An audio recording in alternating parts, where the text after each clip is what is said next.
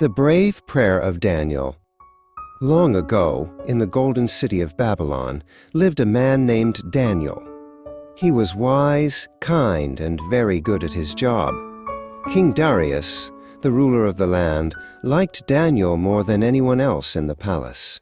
He saw that Daniel had a special spirit of excellence and planned to put him in charge of the whole kingdom. But not everyone was happy for Daniel. Other leaders in the palace, like a man named Malchor, were jealous. They wanted to find something wrong with Daniel so he would get in trouble. "He is too perfect," Malchor whispered to his friend Voran. They watched Daniel closely, hoping he would make a mistake, but he was always honest and hardworking. Since they couldn't find any real faults, the jealous men came up with a sneaky plan. They went to King Darius and said, "O king, you are so great. You should make a law that for 30 days everyone must pray only to you. Anyone who prays to any other god should be thrown into a pit of lions." The king, feeling flattered, signed the law. Daniel heard about the new law. He knew that if he kept praying to his own god, he would be in big trouble. But Daniel loved God more than he feared the lions. He went to his room, opened his windows toward his old home, and knelt down to pray. He did this 3 times every day, just as he had always done. Malchor and Voran were waiting for this. They crept up to Daniel's house and peeked through the window. "Look," Voran hissed. "He is breaking the king's law." They were thrilled. Now they could finally get rid of Daniel and take his place in the palace. The men rushed to the king and told him what they saw. King Darius was heartbroken.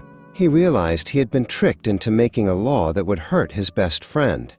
He spent the whole day trying to find a way to save Daniel, but the law could not be changed.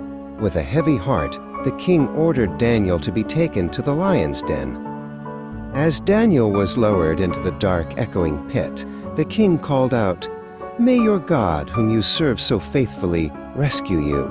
A large stone was rolled over the mouth of the den, and it was sealed shut.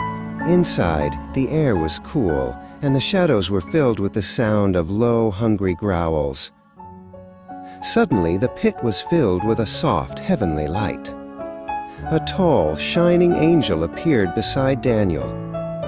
The angel reached out and gently stroked the mane of the fiercest lion. The lions, who had been hungry moments before, suddenly became as calm and gentle as sleepy kittens. They sat down around Daniel, resting their heavy heads on their paws.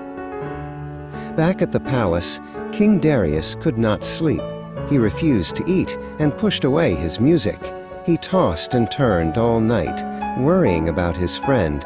As soon as the first light of dawn touched the sky, the king raced back to the lion's den. He stood by the stone and cried out in a trembling voice, "Daniel, has your God been able to save you?" From deep in the shadows, a steady voice answered, "O king, live forever! My God sent his angel to shut the lions' mouths." The king shouted with joy and ordered Daniel to be pulled out. When Daniel emerged, there wasn't a single scratch on him. The king declared that everyone should respect Daniel's God, the God who saves.